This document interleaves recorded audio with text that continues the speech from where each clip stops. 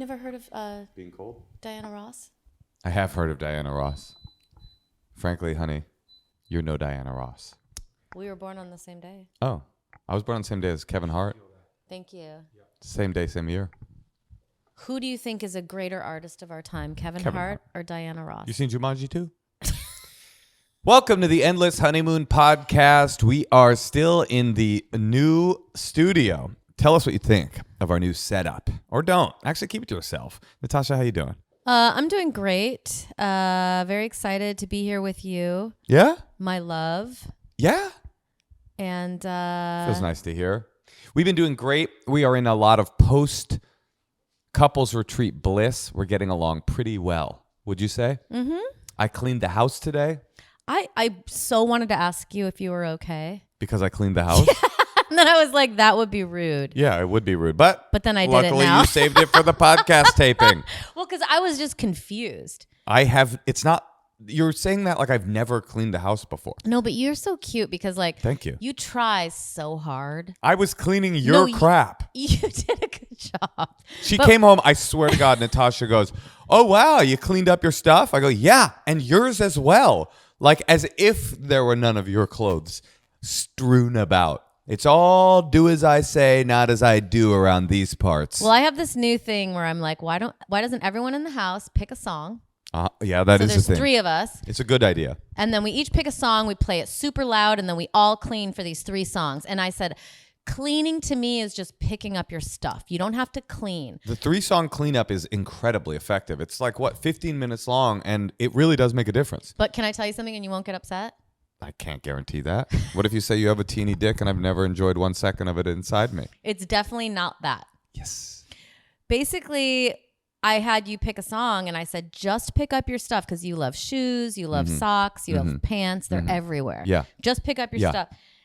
We're in the middle of your song. I forget. Or maybe it was my song. Yeah. Maybe we were doing Pink Pony Club. Maybe it was the middle of my song. That is definitely your song. That's what I picked. Natasha thinks she's cracked the mold on cool music because she discovered Chappell Rowan. I did not discover Chappell Rowan. I just heard everyone saying this person's name. And I'm like, who is this? And then I found out she was a pop star. And I was like, oh, this is going to be real bad. And everybody likes this. And it was good. Anyway, point is, he came in. And I walk in and Moshe is sweating. He is scrubbing the flowers off of the wallpaper because that is not true. With my monogram towel. Is your anecdotes are lies? Is that? No. You had my monogram towel. Mm-hmm. And you were scrubbing the baseboards so hard that I could see that the wallpaper was being faded at the corner. What? It was funny, but it was funny. Like you were just trying so hard. It made me love you. Can I? Thank you. I love you too. Can I give you a memory and you promise you won't get mad? We were going on our trip to this couples retreat, and Natasha opened the door, and on the front seat were my boxing gloves and surf straps that had been put there. I just didn't realize that they were there. And just really quickly, both of your hobbies involve really long straps. Okay, that's true. 2 feet, more than 2 feet each. Yeah. 6 feet, 6 to 8 feet each. I don't even, honestly. Long winding straps. It's not really about the straps for me, so I don't ever measure them. But yes, both of my hobbies involve straps. So she's copping an attitude. She's like, do you think we could move this stuff? Because I can't sit here. And all attitudinal. So much so that it came up in couples therapy. And we had like maybe a 40-minute discussion about how it's like, really, it's not about the stuff that's there. It's about like the romance. And it's about like, knowing that I'm coming into your car and being cognizant of the fact that I want to be romance and da-da-da, all this stuff. And I was like, I understand. Okay. I get it. I'll put it away. Okay. Because it's in the passenger seat. It's in the passenger seat. When you're driving. The next day, after this long conversation, I come out to my car. By the way, let's start there. It's my car. My car. It's not her car. It's my car. My car. It's my car. I'm not arranging it for you. It's my car. I come out to my car, and your sporting equipment is in the passenger seat of my car. 1 tennis racket is different than 4 15-foot straps. It's not. It's the same. And boxing gloves. It's the same. And surf booties. You had all that stuff there. It's the principle of it. Just don't have your gym equipment in the passenger seat. I come out to my car, and it's in there. If I were driving your car and picking you up, I would be like, "Oh, here, honey," and I would remove the tennis racket and put it in the You back didn't seat. do that with the tennis racket, though. How do you explain that? Well, you're right. We are riding this bliss of our Of our couples retreat. Tonight, yeah, today, maybe we need to put a damper on some of this bliss. This afternoon will be a written in question episode. This is what we call a shorty because we got places to go. Natasha, do you want to read the first? I will also say, I mean, these people have been there are a lot of missives. A lot of people don't want to be on video asking questions. And get it. I mean, I think we're just going to try to get to as many of these as we can. Let's do some. So I'll do the first one. Hi, EHP. That's Endless Honeymoon Podcast. I've been dating this guy for about 6 months now. I'm 23. He's 25. He's always told me that his favorite person is his grandfather, and he even wears a watch that he got from him. He gave me the watch to wear because we're getting pretty serious. That's very romantic, by the way. I recently went to stay with his whole family, and everyone but his cousin and grandfather were very nice to me. And it wasn't just that they weren't nice. They were overtly rude. When I introduced myself to his grandfather, he was not friendly at all and pretty much implied I was a gold digger and that the relationship wouldn't last. He also mentioned that he is gunning for my boyfriend to end up with his high school ex because their families know each other. His cousin, female, 25, tried to trick me into eating meat even though I'm a vegetarian. Oh boy. And tried to playfully, in quotes, push me off a cliff during a hike. Not in a murder kind of way. It was like a natural pool. She only did that because during the hike, it was brought up that I have a phobia of water bodies. She also kept bringing... Hold on. Water bodies? Bodies of water, I think. Maybe this person's British. She also keeps bringing around that same ex because apparently they're friends. Normally, I'm a pretty unbothered person, but I've never been close to my family at all, so I get really anxious about anything family related. It's been bothering me a lot lately because I don't want to cause a scene every time I'm around them, but I almost threw up from the meat thing, had a nervous breakdown after the cliff thing, and almost packed my bags in the middle of the night to leave after his grandfather said all of that. Only because he's the most important person to my boyfriend, so I got really in my head about it and even gave him back the watch. I want to handle this myself. I hate being the cause of any potential fights, so I just don't want my boyfriend to confront either of them. Everyone else just mildly admonishes the cousin. She's a known prankster.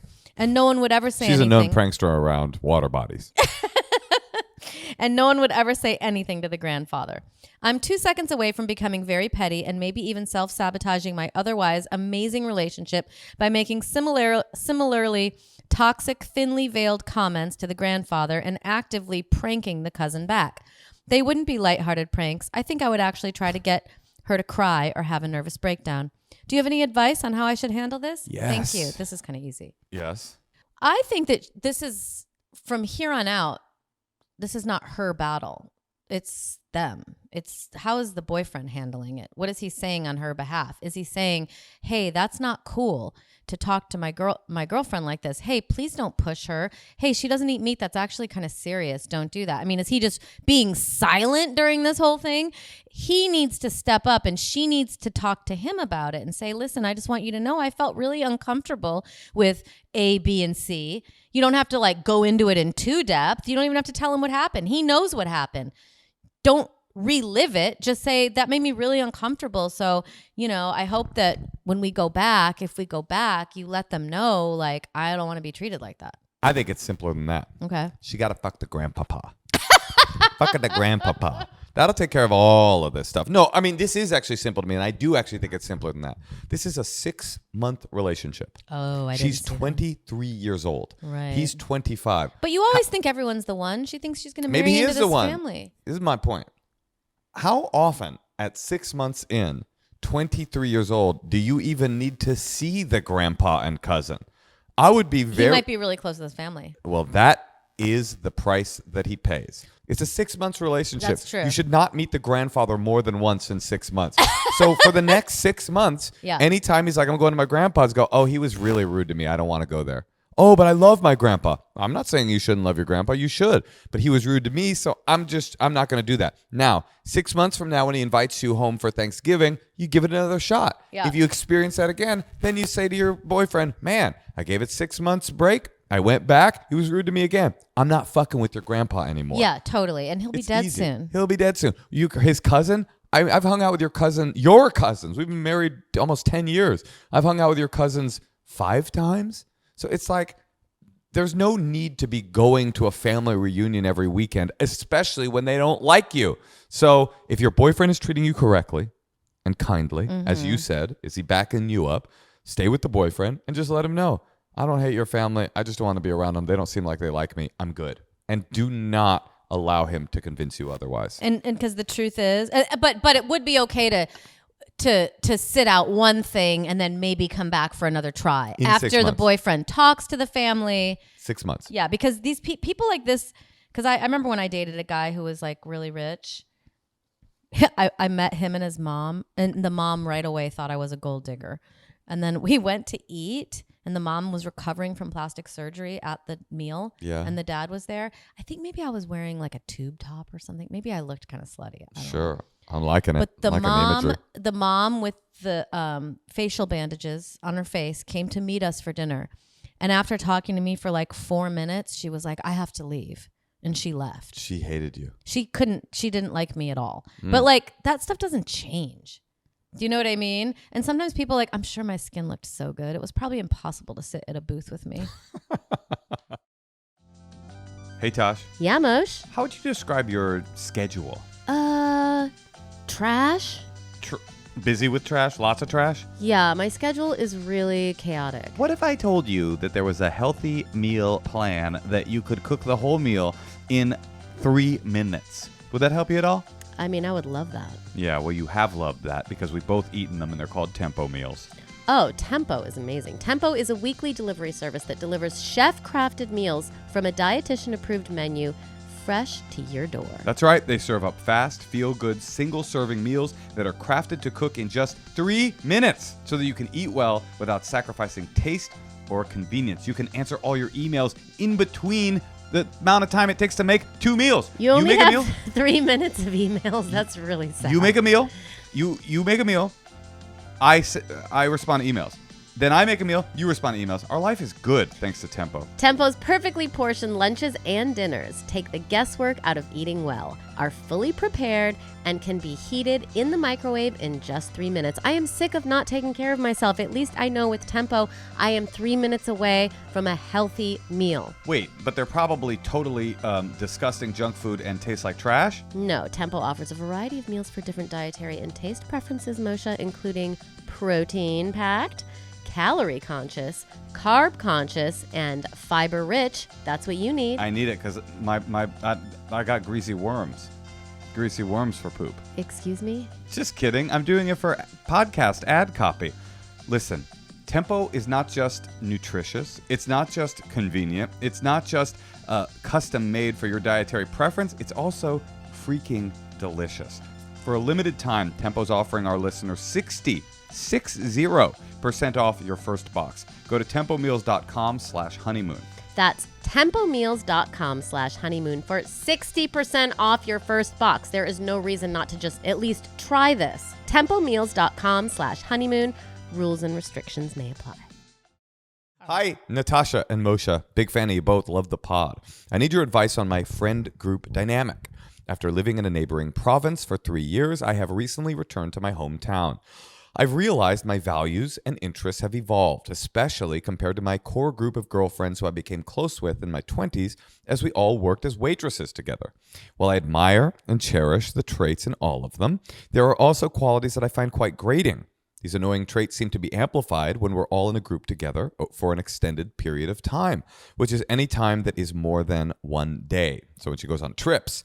Over the last 3 years, there have been 4 multi-day trips that we have gone on, and each trip has left me feeling out of place, drained, stressed, and I've sworn each time that I won't do another one. The most recent trip, just a month ago, left me feeling the same way. Despite so much of these trips being shrouded in negativity and petty bickering, the group raves about the good times in the group chat afterwards, which makes me feel crazy. I've tried distancing myself, but I end up caving and joining in, hoping it'll be better next time. I'm not sure how much I fit in anymore with the group. I'd like to remain friends, but I don't want to fall back into a pattern of going on girls' trips that I know are going to suck. I want to continue to expand my social circle beyond this group and spend time with like-minded people. I don't know how to share this without offending them. I also worry about sounding judgmental. Any advice on how to navigate would be appreciated. Don't have a family. Why? Because it's like you get annoyed with them on your trips. No, but the difference is you don't grow past your family usually. You grow with them. Yeah, this girl is basically confronting the reality that she no longer has the connection with them, that all she has is nostalgia and nothing more. I've had that happen a lot. Me too. And it's hard. It is hard. And those people like that, they love to talk about the good times, because I think a lot of the stuff you're seeing like draining or is them being negative or whatever it is, it's like you just have kind of evolved in different ways, or you've developed in different ways than they have, and you're not stimulated by them. You're no longer stimulated. I love hanging out with people that stimulate me. It's so fun, and it's like they throw new things at you, and they're into different music, or they take you. It's like a new experience when you hang out with them, or it's funny or intellectual, or you learn about history, or I don't know. There's just like so many different things to look for in friends, and just the fact that you were friends a long time ago is never enough for me. It's not enough. And I have found that with these kinds of friendships. But you don't want to get rid of them completely because you might get cancer. Go ahead. What I found with these kinds of friendships is that you realize we're already not really friends. I'm keeping it going. I'm kindling this flame because of nostalgia. But in reality, a friendship isn't social obligation, feeling weird and getting into fights, and then having memories together. A friendship is enjoying each other's company. Anyway, her real question, though, is how does she tell them without offending them? She doesn't. No, yeah, she definitely doesn't say that. What do they say online? This is not an airport. You don't need to announce your departure. You don't need to tell them. You just go, oh, girls sound so fun. I'm not going to make this one. Why not? Yeah. I'm saving money. Yeah, I'm saving money. I'm just not up for a trip. I actually am thinking of doing this like solo thing. I don't know. Yeah, but you girls have a great time. Make it clear. You're not in. You're not coming. Yeah, imagine if you're like, I just think like I've kind of gone past you guys, and I just want to spend more of my quality time that I'm paying for with more like-minded people. Yeah, exactly. Like you just don't want to say That's something. offensive. Yeah, it's rude. You mute the group chat. Right? Mute the group chat. Yeah, and just you just mute kind the group chat, fall off slowly. And then when they hit you up directly, hey, why haven't you been participating in the group chat? You just say, oh, sorry, I've been so busy. There's just so many messages on there. How are you? And then you can see if any of the individual friendships actually do have legs. Maybe you do want to continue a relationship with some of the individuals in this group, but not with the group itself. It's also hard. Like I waitressed for many, many years. And, it's like a waitress,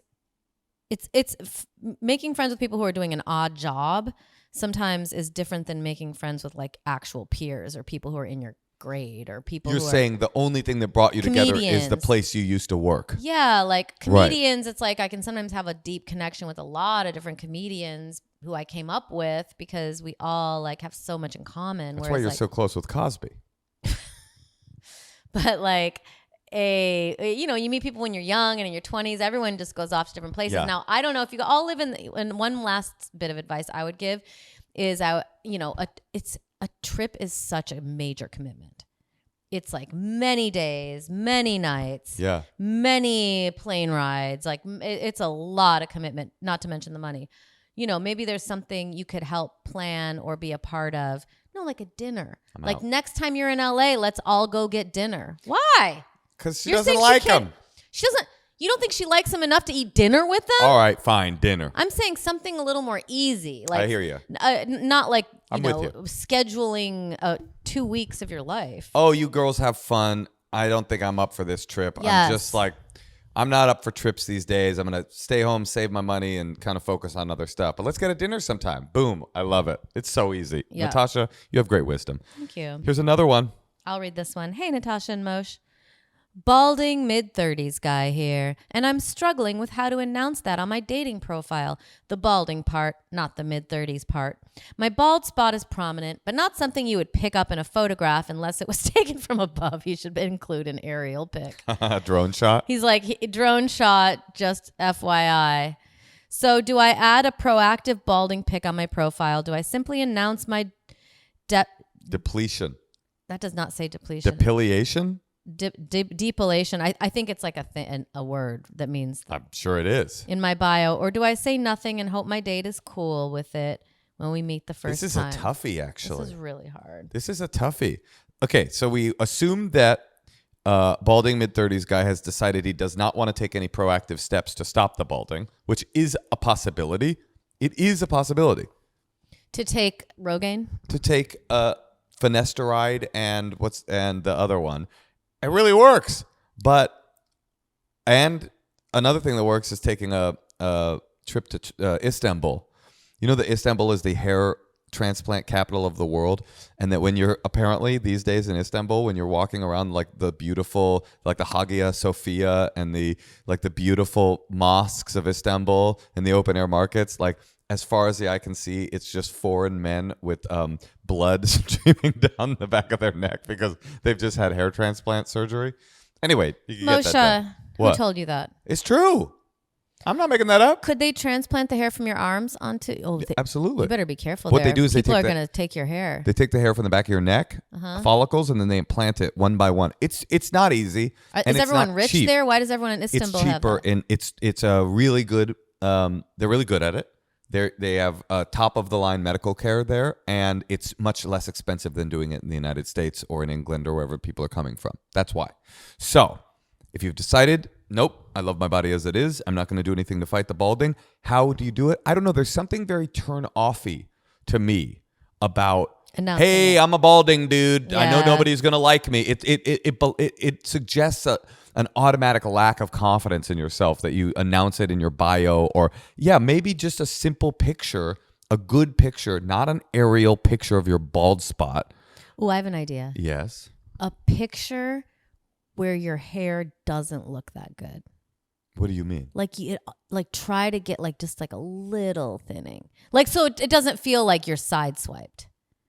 Oh, like you're saying put a picture of the balding. No, put a picture of your hair and have it not look that good. I don't understand what you're saying. You don't want to put a false picture up. I'm suggesting he puts a picture of the balding. Oh, really? Yes, but not a picture of the bald spot.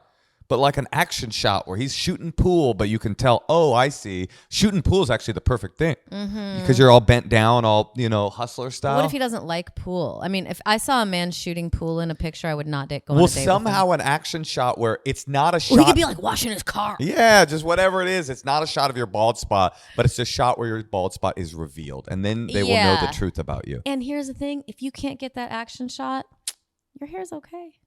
Yeah. And also I don't think that's a big deal to be 30s and balding. I mean, would you date a balding guy? Oh yeah. You would. Interesting. I don't care about that. I mean, I like people who are fit, I suppose, in the American way. Fit. Not the British way. In shape.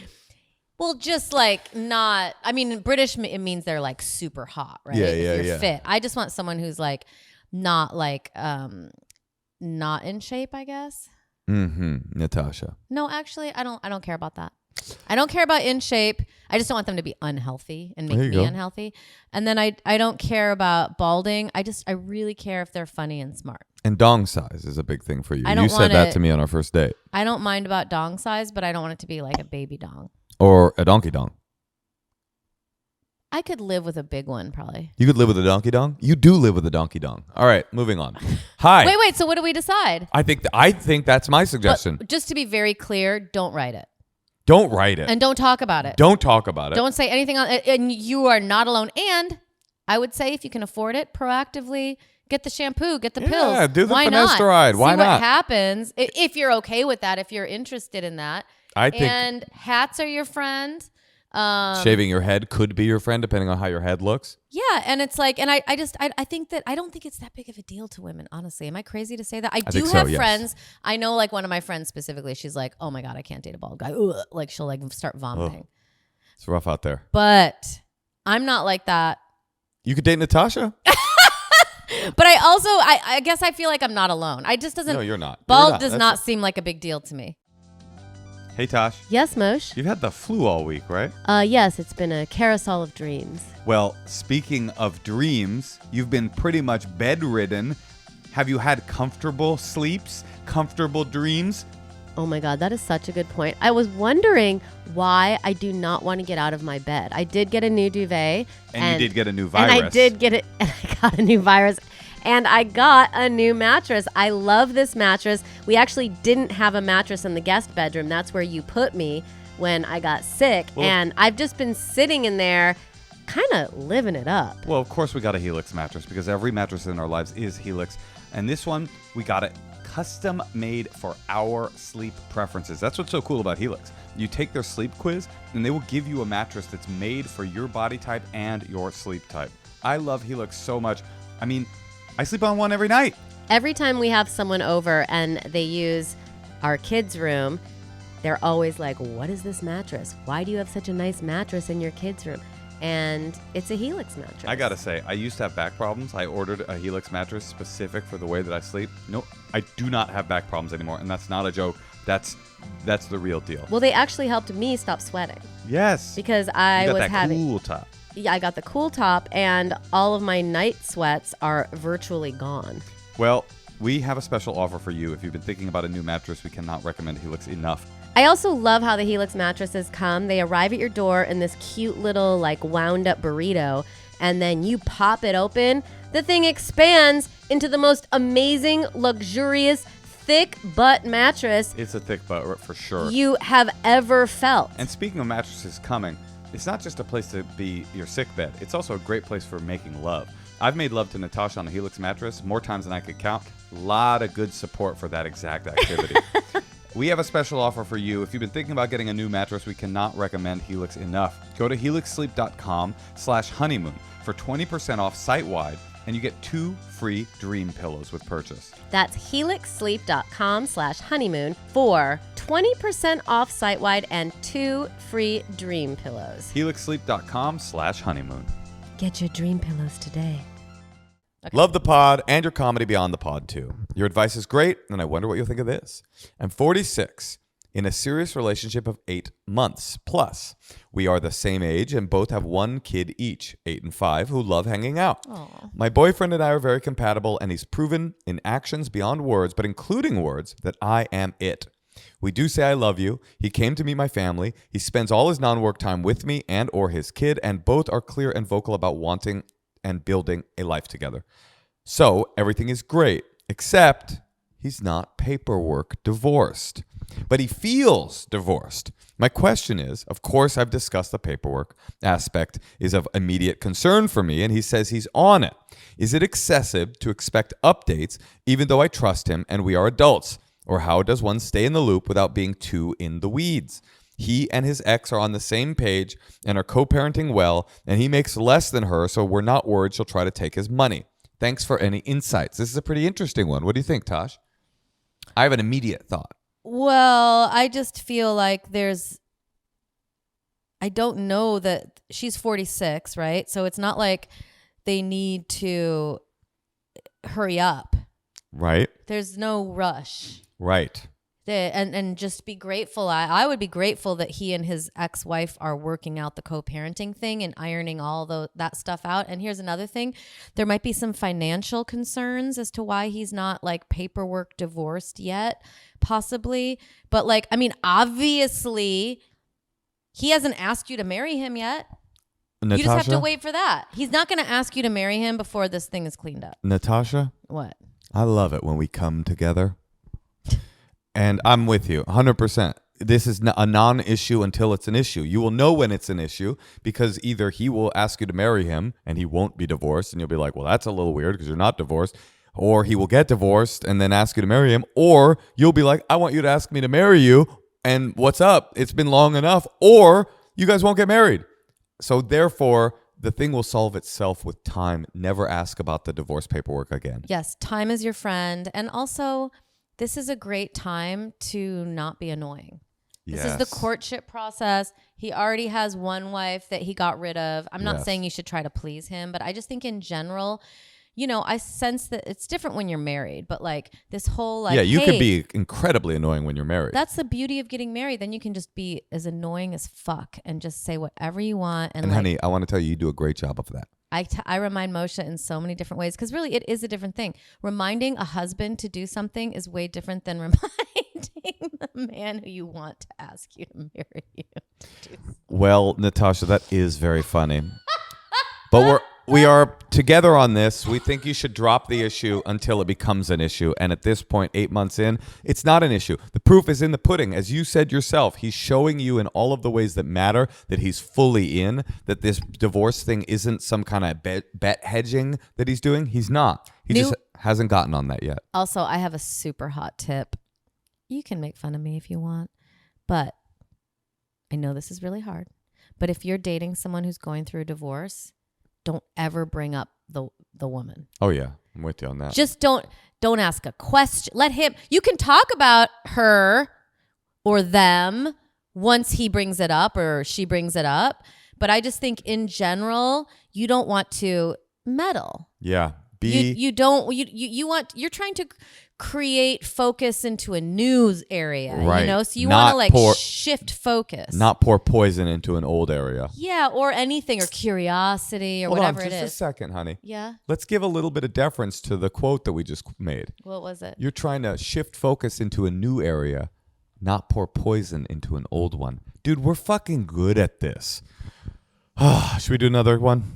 Here's one. My boyfriend of a year and 10 months wants to move in together. A year and 10 months. That's a good amount of time.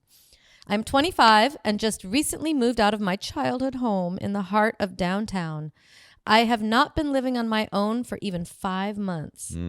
I am really enjoying my independence right now. And not only am I getting to know the city I've grown up in my whole life, but I'm also discovering new things about myself. I love my boyfriend very much and can see a future with him, but I do not want to make the decision based off of love for him and regret it or have it cause resentment along the way.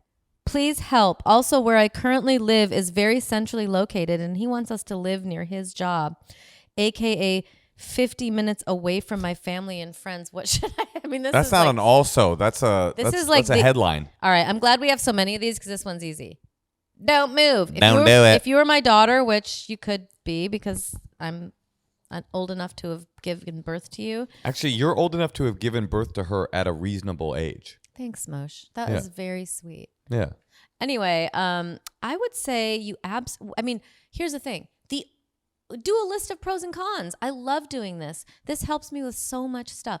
What are the pros of moving in with him? It seems like there's one big pro, and it's to make him happy. Right. You're right. That's like the only reason. You're right. You don't want to live where it is. You're already enjoying your independence. I'm assuming, here's another reason. Shacking up is a great way to save money in a big city. That is true. So that is, now what you could do is say, listen, I'm really enjoying my independence right now and I love you so much, but it's really important to me to just take a year of living in the city because it's really important to me because I just moved out of my childhood home. So I just want to take this year, but I want to see you a lot. I think it's really important. I know you're going to be 50 minutes away, but I just want to have date nights. Maybe we can have like certain nights that we spend the night with each other. I'd love to do sleepovers. Oh my God, this is so good. I would love to do sleepovers at your house. Maybe like once a week, twice a week. You sleep at my house. Like I don't want this to be get in between us at all. And then if he's like, listen, it's just like I can't take no for an answer. It's like fuck him then. Natasha? Yes, thank you. I've got nothing to add. That's the perfect advice. I was really channeling it. Okay. Hello, Mr. and Mrs. Leggero. My best friend and I live in the same apartment complex in different buildings separated by a large outdoor courtyard. One night last fall, we were really bored, a little drunk, just walking around desperate for entertainment. There was nobody else around at 2 a.m., so we decided it would be fun to get butt naked and streak from my apartment to hers. It was thrilling. But in the middle of it, I heard someone whistle at us. I looked back and saw another woman in her 20s laughing in her doorway and pointing her phone at us. We just kept running. Months later, I see this girl around the complex and chat with her often. We've become friendly, and she has never mentioned seeing someone running naked or suggested that she recognizes me as one of the streakers. I am dying to know if she does. More importantly, if she has naked footage of me, if you can tell it's me, and if I look cute in it. How can I get her to talk without revealing that it was me? We were running through the dark that night, so maybe she really doesn't recognize me. On the other hand, I could clearly see her. Any advice? Thank you. Big fan of the show. I mean, this one, is it? Oh, sorry. Oh, you got this one too? Go ahead, Natasha. I just want to say, yes. to know that this is the extent of someone's problem, it makes me so happy. Yeah, There's she's just people this innocent out there. living her best life. She is living her best life. This one, Doesn't know anyone who lost their home in a fire. Although, Natasha, Yes.